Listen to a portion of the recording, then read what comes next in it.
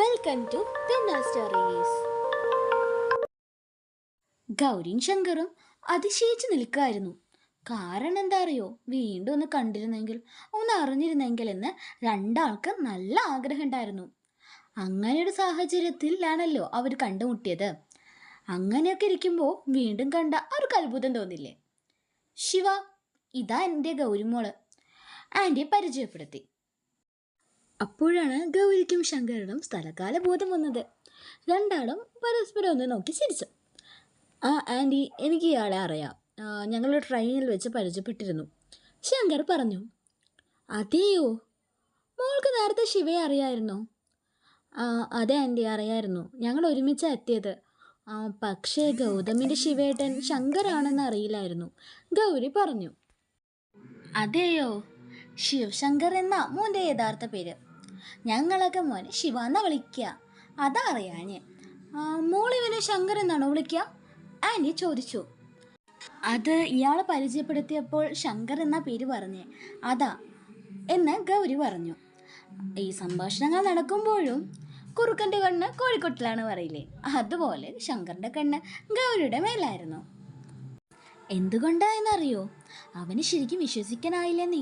കാരണം കുറേ കാലമായിട്ട് അവൻ്റെ ജീവിതത്തിലെ നെഗറ്റീവ് കാര്യങ്ങൾ മാത്രമേ നടക്കാറുള്ളൂ. ഒരുപാട് വിഷമിച്ചിട്ടുണ്ട് അവൻ അപ്പോഴൊക്കെ. അപ്പോൾ രാവിലെ അവൻ പറഞ്ഞില്ലേ, നിൻ്റേതാണെങ്കിൽ നിന്നെ തേടി വരും എന്നൊക്കെ. അങ്ങനെയൊക്കെ പറഞ്ഞിട്ടല്ലേ ഗൗരവത്തിൻ്റെ മുഖം മൂടി വീണ്ടും എടുത്തണിഞ്ഞ് ഒറ്റപ്പെടലൊക്കെ തേടിപ്പോയേ. അപ്പോൾ വിധി അവൻ്റെ അടുത്ത് എത്തിച്ചു എന്നൊരു തോന്നൽ. ഇതുപോലെ തന്നെ ഗൗരി അവനെ നോക്കുന്നുണ്ടായിരുന്നു കേട്ടോ. അവൾക്ക് അവനോട് ക്രഷ് ഒന്നും അടിച്ചിട്ടുണ്ടാവില്ല, എന്നാലും ഒരു സൗഹൃദത്തിനുള്ള സ്കോപ്പ് ഉണ്ട്. ആൻറ്റിയെ അവിടെ നിൽപ്പുണ്ട്, അതാ അവർക്ക് ഒന്ന് ഓപ്പണായി സംസാരിക്കാൻ ഒരു മടി. അങ്ങനെ ഇരിക്കുമ്പോഴാ ആൻറ്റിയുടെ ഒരു ഇടിവെട്ട് ചോദ്യം. അല്ല, ട്രെയിനിൽ തിരക്കൊന്നുണ്ടായിരുന്നില്ലേ എന്ന്. ഇല്ല ആൻറ്റി, ഞങ്ങളെ ഒരു 3 പേര് മാത്രമേ ഉണ്ടായിരുന്നുള്ളൂ. അപ്പോഴാ അയാൾ എന്ന് പറഞ്ഞ് നടന്ന സംഭവങ്ങൾ പറയാൻ ശങ്കർ മുതിർന്നു. നടന്ന സംഭവങ്ങൾ അറിഞ്ഞാൽ ആൻറ്റി ടെൻഷനാവുമെന്നും പിന്നെ അത് വലിയൊരു ഭൂകമ്പത്തിന് കാരണമാവുമെന്നും ഗൗരിക്കറിയാം. ഗൗരിക്ക് ചെറിയൊരു വേദന ഉണ്ടായാൽ പോലും എല്ലാവർക്കും സഹിക്കാൻ പറ്റില്ല. അപ്പോഴാണ് ഇതറിഞ്ഞാൽ ഒന്നും പറയലേ എന്ന് ഗൗരി ശങ്കറിനോട് കണ്ണിറക്കി കാണിച്ചു.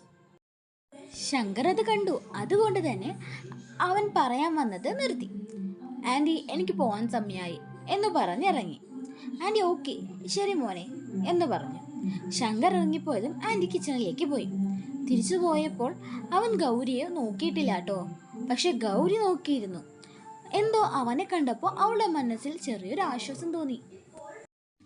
അവളുടെ ചുണ്ടില് ഒരു ചെറിയൊരു പുഞ്ചിരി വിടർന്നിട്ടുണ്ടായിരുന്നു കേട്ടോ.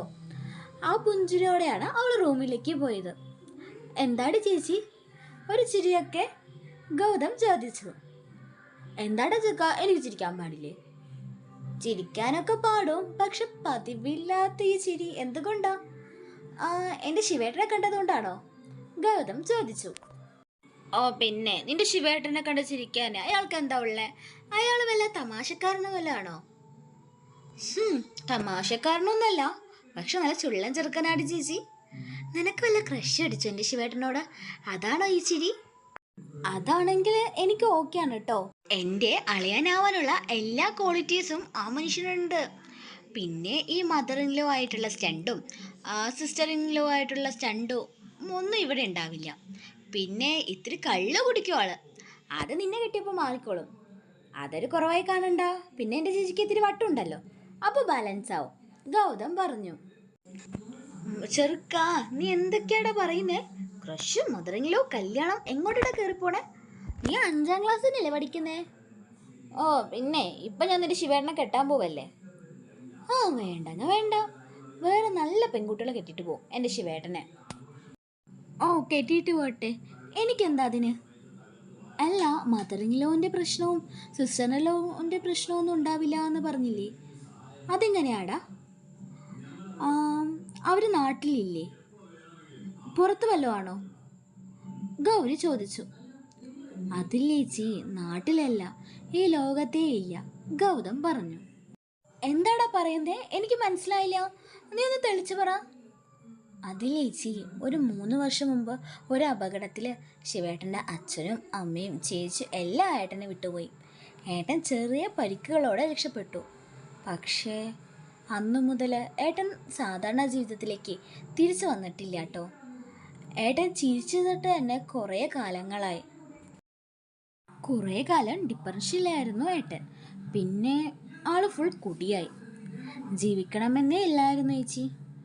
ഏട്ടൻ്റെ അച്ഛൻ എൻ്റെ അച്ഛനായിട്ടേ നല്ല കമ്പനി ആയിരുന്നു കേട്ടോ. മരിക്കുന്ന മുമ്പ് ഏട്ടൻ്റെ അച്ഛൻ ഏട്ടനെ എൻ്റെ അച്ഛനെ ഏൽപ്പിച്ചു. അതുകൊണ്ട് അച്ഛൻ പറയുന്ന ഒട്ടുമിക്ക കാര്യങ്ങളും ശിവേട്ടൻ കേൾക്കും. അച്ഛൻ്റെ നിർബന്ധപ്രകാരമാണ് കൂടി നിർത്തിയത്. പിന്നെ ഏട്ടൻ്റെ അച്ഛൻ്റെ സ്വപ്നമായിരുന്നു അവരുടെ കമ്പനി കേട്ടോ. അത് തകർന്നു എന്നറിഞ്ഞപ്പോൾ ഏട്ടൻ്റെ അച്ഛൻ്റെ സ്വപ്നങ്ങൾക്ക് വേണ്ടിയിട്ട് ഏട്ടൻ എല്ലാ വേദനകളും മറന്നു. പക്ഷെ ചില സമയത്ത് ഏട്ടൻ്റെ സങ്കടങ്ങളെ നിയന്ത്രിക്കാൻ പറ്റാതിരിക്കുമ്പോൾ ഒരൊറ്റ പോക്ക് പോകും, എവിടേക്കെങ്കിലും, ആരോടും ഒന്നും പറയാതെ. പിന്നെ കുറച്ച് ദിവസങ്ങൾ കഴിഞ്ഞിട്ട് തിരിച്ചെത്തും. അങ്ങനെ ഒരു യാത്രയിലാടി നിന്നെ കണ്ടുമുട്ടിയത്. ശങ്കറിൻ്റെ ജീവിതകഥ കേട്ടപ്പോൾ ശരിക്കും ഗൗരിയുടെ ഉള്ളൊന്ന് നേറി. അവളുടെ കണ്ണിൽ നിന്ന് ഒരു കണ്ണുനീർ പൊടിഞ്ഞു. ആ മനുഷ്യൻ്റെ ഉള്ളിലെ കനൽ എത്രത്തോളം ഉണ്ടെന്ന് അവൾ തിരിച്ചറിഞ്ഞു.